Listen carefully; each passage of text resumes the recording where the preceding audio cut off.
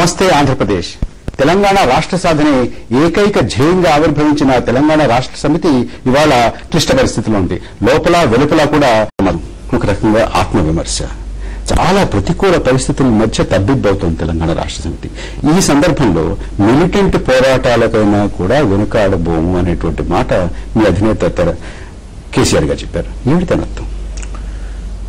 ఎన్నికలు జరిగిన తర్వాత సహజంగానే ఏ రాజకీయ పార్టీ అయినా ఎన్నికల్లో ఆశించినటువంటి ఫలితాలు రానప్పుడు ఈ రకమైనటువంటి పరిస్థితులు ఉత్పన్నమవుతాయి. అది టీఆర్ఎస్ఏ కావచ్చు, ఇతర రాజకీయ పార్టీలు, దేశంలో ఏ పార్టీ చూసినా ఆ రకమైన పరిస్థితి వస్తుంది. అలాంటి పరిస్థితుల్లో సహజంగానే మరి పార్టీలో కొన్ని విమర్శలు, మార్పులు అనేటువంటివి కనబడతా ఉంటాయి. అన్ని రాజకీయ అంటే ముఖ్యంగా ఒక్క విషయం ఆలోచిస్తే తెలంగాణ ఉద్యమం మీద ఎప్పుడు కూడా ఈ దాడి ఉంటుందండి. మనము రైట్ నౌ చెన్నారెడ్డి గారు అప్పటి నుంచి కూడా ఎవరు తెలంగాణ ఉద్యమాన్ని ప్రారంభించినా కానీ దాన్ని వీలైనంత త్వరగానే దాన్ని డైల్యూట్ చేసే ప్రయత్నము, దాని మీద విమర్శలు చేసి ఒక రకమైనటువంటి వాతావరణాన్ని సృష్టించి ఆ ఉద్యమాన్ని అణిచివేసేటువంటి కుట్ర జరుగుతూ ఉంది. దీంట్లో అందరూ రాజకీయ పార్టీలే కాకుండా మిగతా క్యాపిటలిస్టులు అనుకోండి, మిగతా అన్ని సెక్షన్స్ కూడా దాంట్లో పాత్ర వహించి తలా ఒక చేయి వేసేటువంటి పరిస్థితి ఉంటుంది. సహజంగానే ఈ రోజు కూడా మరి ఎన్నికల్లో తెలుగుదేశంతో పొత్తు పెట్టుకోవడం, అందులో తెలుగుదేశం మరి బీఫామ్లు ఇవ్వడం అనుకోండి, మా పొరపాట్లు కొన్ని అనుకోండి, తెలుగుదేశం పొరపాట్లు కొన్ని అనుకోండి, మొత్తంగా ఆశించిన ఫలితాలు రాకపోవడంతో ఈ రకమైనటువంటి పరిస్థితి వచ్చింది. అయితే టీఆర్ఎస్ పార్టీగా మేము భావించేటువంటిది ఒక డెమోక్రటిక్ ప్రాసెస్ లో మేము ఒక రాజకీయ శక్తిగా ఎదగడం ద్వారా, రాష్ట్రంలోనో కేంద్రకంలోనో కీలకం కావడం ద్వారా ఒక డెమోక్రటిక్ ఫామ్ లో హింస లేకుండా తెలంగాణను సాధించాలనుకున్నాం. సరే, ఆ క్రమంలో ఒడిదొడుకులు అన్ని కూడా సహజంగా ఉంటాయి. అనుకుంటే అంశ మార్గం పడతారు, ఎట్టి పరిస్థితుల్లో పట్టాం. అదే I would like to clarify. ఏదైతే మిలిటెంట్ పోరాటం అనేది అంటే అది ఆ స్ఫూర్తిని ఇవ్వడం కోసమే. మిలిటెంట్ పోరాటం అంటే తుపాకులు పట్టుకోవడమో లేదా లాఠీలు పట్టుకోవడం అని కాదు.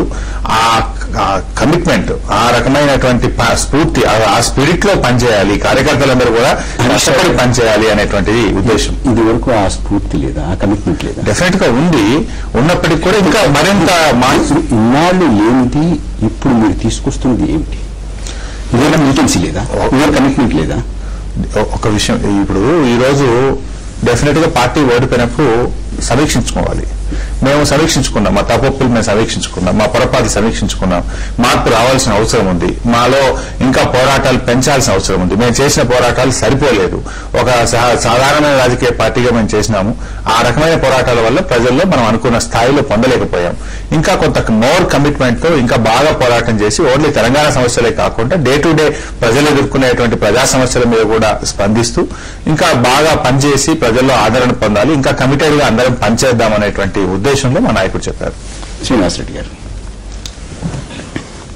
తెలంగాణ రాష్ట్ర సమితి పుట్టినప్పుడు కూడా ఒకటే ఒక ఎజెండాతో వచ్చింది. తెలంగాణ రక్త బొట్టు చిందించకుండా తెలంగాణ రాష్ట్రాన్ని సాధిస్తామని చెప్పి ఆ రోజు కేసీఆర్ గారు చాలా వేలసార్లు చెప్పారు. ఇప్పుడు 8 సంవత్సరాల ప్రస్థానం తర్వాత ప్రజాస్వామ్య పంతాల్లో చూస్తున్న రిజల్ట్స్ చూస్తే మళ్లీ పాతాళంలోకి టీఆర్ఎస్ పార్టీ తెలంగాణ వాదం నెట్టివేయబడ్డది. ఇటువంటి పరిస్థితులలో ఒక నాయకుడు ఏం చేయాలి అంటే సరైన ఆత్మవిమర్శ చేసుకుని ఎందుకు ప్రజలు మమ్మల్ని దూరంగా నెట్టారు, కారణాలు ఏమిటి, అది టీడీపీ తప్ప, కాంగ్రెస్ తప్ప, ప్రజల తప్ప, ఇంకోరు తప్ప అని కాకుండా మొదలు మనం చేసిన తప్పులేంటి, దాన్ని ప్రజలు ఎలా రిసీవ్ చేసుకున్నారు. ఆత్మవిమర్శ జరుగుతోంది కదా శ్రీనివాసరెడ్డి గారు? ఆత్మవిమర్శ జరుగుతూ ఉంది, కానీ అనుకున్న స్థాయిలో జరగడం లేదు. ఆత్మవిమర్శ ఏ స్థాయికి వచ్చింది అంటే ఉద్యమానికి నేనే మూల స్తంభము, నాతోటే ఉద్యమం, నాతోటే అంతమవుతాం, ఇలాంటి ఆత్మవిమర్శ ప్రజలకు గిట్టవండి.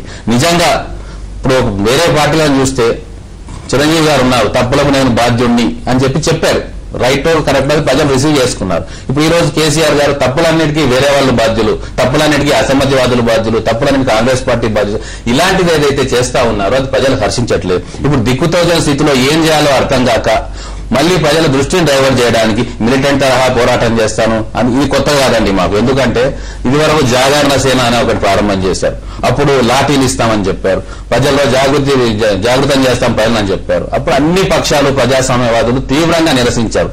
ఆ తీవ్రతకు భయపడి దాన్ని మధ్యలోనే వదిలేశారు. మళ్లీ అలాంటి తరహాలో ఇతర ప్రాంతాల వారిని భయభ్రాంతులు చేయడం ఒక ఎత్తు అయితే, కార్యకర్తలు చేజారిపోకుండా మీకు ఏదో కార్యక్రమం మేము ఇస్తాము, గ్రామాల్లో ఉండని చెప్పడం ఇంకొక ఎత్తు. వీటన్నిటినీ ప్రజలు ఈ జిమ్మిక్స్ చాలా అర్థం చేసుకునే గత ఎన్నికల్లో తీర్పిచ్చారండి.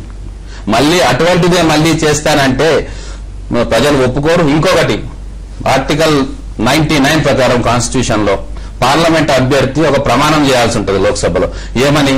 భారత సార్వభౌమాధికారంకి లోబడి, భారత రాజ్యాంగానికి లోబడి నేను పనిచేస్తాను, చట్టాలకు లోబడి నేను పనిచేస్తాను అని. నిజంగా ఒకవేళ ఈ మిలిటెంట్ తరహా పోరాటం అనేది ఆయన దృష్టిలో ఉంటే ఖచ్చితంగా అది రాజ్యాంగ ఉల్లంఘన అవుతుంది. ఆ రకమైన హింసాత్మకమైన పోరాటం కాదని చెప్తున్నా. ఒకవేళ ఎటు పాల్గొని పరిస్థితులలో హింసకు మాత్రం టీఆర్ఎస్ పార్టీ ప్రేరేపణకు దిగితే అటు రాజ్యాంగ ఉల్లంఘన అవుతుంది. అటువంటిప్పుడు ఖచ్చితంగా ఎంపీ పదవికి ఆయన అర్హుడు కాడు అని చెప్పి రాజ్యాంగమే చెప్తుంది. రవి గారు, ఏంటి దీని అంతరార్థం ఏమిటి? ఇప్పుడు హరీష్ రావు గారు చేసిన వ్యాఖ్యలు చెప్పినవి చూస్తే మొన్నటి ఎన్నికల ఫలితానికే పరిమితం అవుతున్నారు. వాస్తవానికి తెలంగాణ రాష్ట్ర సమితి టీఆర్ఎస్ యొక్క గమ్యం తెలంగాణ, గమనం నాయకత్వం, నిర్మాణం వివిధ స్థాయిల్లో మనం చూస్తే ఇది మొదటి పరిణామం కాదు. లాబింగ్ తో తెలంగాణ వస్తుందన్న దగ్గర నుంచి రక్తం పారుతుందనే వరకు కూడా అనేక విధాలుగా మాట్లాడిన ఉదాహరణలు ఉన్నాయి. నిజాం నవాబుని పొగిడిన దగ్గర నుంచి ఇదే హాల్లో పక్కన నేను కేసీఆర్ గారు చాలా తీవ్రంగా సంవాదం జరిగింది మాకు. నిజాం నవాబుని పొగిడిన దగ్గర నుంచి బీజేపీతో చేతులు కలిపినంత వరకు కూడా రాజకీయ పరిధి అంత విస్తరించింది. మీరు అన్నట్టు మిలిటెంట్ పోరాటాలు ఒకటే కాదు, రేపు 3 ప్రకటనలు, 3 ముఖ్యమైన అంశాలు. 1 మిలిటెంట్ పోరాటాలు, 2 ఏ పార్టీతో కలవము, 3 పార్టీ యంత్రాంగాన్ని పటిష్టం చేసుకుంటారు. 3 సంకేతాలు టీఆర్ఎస్ శిబిరం నుంచి వస్తున్నాయి చాలా ఆలస్యంగా. వీటి ఎవరు ఉండరు, కేసీఆర్ ఇన్ఛార్జిగా ఉంటారని. అంతర్గతంగా నిర్మాణం ఎప్పుడు కేసీఆర్ దానికి ప్రతిబింబంగా ఉన్నాడు, ప్రతీకగా ఉన్నాడు. దాన్ని ఎవరు పెద్దగా ప్రశ్నించలేదు. ఇప్పుడు అసమ్మతిగా ఉన్న వాళ్ళు కూడా ప్రశ్నించలేదు. అందువల్ల అది సమస్య కాదు. నాయకుడు ఆయన అగ్రనాయకుడుగా ఉండొచ్చు, కానీ ఎక్కడి నుంచి బయలుదేరాం, ఏం చేసాం, ఇన్ని విన్యాసాలు చేసాం, మాటల్లో చేసాం, చేతుల్లో చేసాం, వీటి నుంచి మొత్తంగా మనం నేర్చుకోవాల్సిందేంటి? అలాగే మిలిటెంట్ అంటే సమరశీలాన్ని, మిలిటెంట్ అనగానే సమరశీల పోరాటాలని మామూలుగా కూడా అంటుంటారు. అంతకుముందు వాటి హింస అనే అర్థం దాంట్లో ఉండకపోవచ్చు. అంటే ఒక ఏకాంశ పార్టీగా కాదు, ఉద్యమాలు, ప్రజల సమస్యలు చేపట్టాలి. తెలంగాణ అనేది ఒక జపం కాదు. రోజు పొద్దున్నే వేసి తెలంగాణ అంటే అనేక తెలంగాణలో కూడా ప్రజలు బతకాలి, నీళ్లు తాగాలి, అన్ని చేయాలి కదా. అందువల్ల ఆ ఉద్దేశంతో అంటే మంచిది అది మొన్న ఎన్నికల్లో జనాదరణ బాగా తగ్గడానికి ఇవాళ జరుగుతున్నటువంటి అంతర్మథనానికి, తిరుగుబాట్లకి, వీటికి ఏంటి సంబంధం ఏంటంటే విశ్వాస రాహిత్యం, ఒక ఆత్మవిశ్వాసంలో ఒక అభద్రత, ఎటుపోతున్నాం అనేటటువంటి ఒక సందిగ్ధత అనేది ఆ పార్టీలో అన్ని స్థాయిల్లో కూడా ఏర్పడటం మనకు స్పష్టంగా కనిపిస్తుంది. మొన్నటి ఎన్నికల్లో కాదు, నానాటికి తీసినట్టుగా ఒక 10 ఏళ్ళు అయిందనుకోండి, స్థూలంగా ఒక 10 ఏళ్ళు అయిందంటే టీఆర్ఎస్ ఏర్పడి ఈ దశాబ్ది కాలంలో మనం ఎక్కడి నుంచి మన దశ ఎలా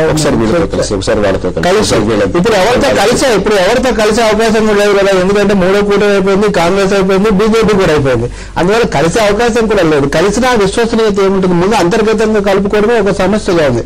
అందువల్ల తెలంగాణ రాష్ట్ర సమితి తెలంగాణ రావాలని కోరుకోవచ్చు, దానికోసం వాళ్ళు ఉద్యమాలు చేయొచ్చు, అందులో ఏమీ తప్పేం లేదు. కానీ మరీ విపరీతమైనటువంటి వ్యూహాలు, మరీ ఆకు కథని పొందని పద్ధతిలో వాళ్ళ ఫలితం లేదని తెలుసుకోవాలి. అదే సమయంలో అసమ్మతివాదులు అనేవాళ్ళు కూడా వాళ్ళు ఏం చెప్తున్నారు?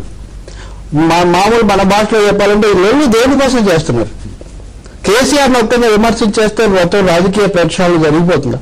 కేసీఆర్ మీద కేంద్రీకరించి రోజు అదే మాట చెప్పాల్సిన అవసరం ఉంది. నిజంగా తెలంగాణ ప్రజల కోసం ఏదైనా చేయదలుచుకుంటే సమస్యల మీద వెళ్ళి కదా పోరాటం చేయాలి. రోజు అదే పత్రికా గోష్ఠులు, రోజు ఏదో ఒకటి లేదు. ఇప్పుడు పోరాటం ఉద్యమాలు చేస్తా ఉంటే రాజీనామా చేయాలని అంటే ఇంకిది ఒక మాట అంటే ఏదో ఒక విధంగా కాంగ్రెస్ పార్టీ తెరాసలో ఉన్నటువంటి నాయకత్వానికి కానీ, తెరాస బయటకు వచ్చినటువంటి తిరుగుబాటు నాయకులకు కానీ లక్ష్యం అయితే స్పష్టంగా తెలంగాణ రాష్ట్ర లక్ష్యం స్పష్టంగా ఉందని మీరు అంటున్నారు. అసమ్మతి కూడా లక్ష్యం స్పష్టంగా ఉందా? అసమ్మతిలో కాంగ్రెస్ తో చేతులు కలిపిన వాళ్ళ దగ్గర నుంచి కలుపు మండినటువంటి తెలంగాణ వాదుల వరకు అన్ని రకాల వాళ్ళు కూడా ఈ అసమ్మతి అనే వాళ్ళు ఉన్నారు. లక్ష్యము స్పష్టంగా లేకుండా, వ్యూహము స్పష్టంగా లేకుండా నిర్మాణం. చివరికి నేను చెప్పేది నిర్మాణం. కేసీఆర్ గారు చేశారు పార్టీని, మంచిదే. కానీ సమిష్టి నాయకత్వాన్ని పెంపొందించారా? ఎవరైనా కానీ ఇదమిద్దంగా మా వైఖరి హరీష్ రావు గారు లాంటి వాళ్ళు ఏదో నిర్మాణం విషయంలో, అలాగే వ్యూహం విషయంలో, లక్ష్యం విషయంలో, జరుగుతున్న పరిణామాల విషయంలో మరింత వివరంగా చర్చిద్దాం. ఆ వివరంగా చర్చలోకి వెళ్లే ముందు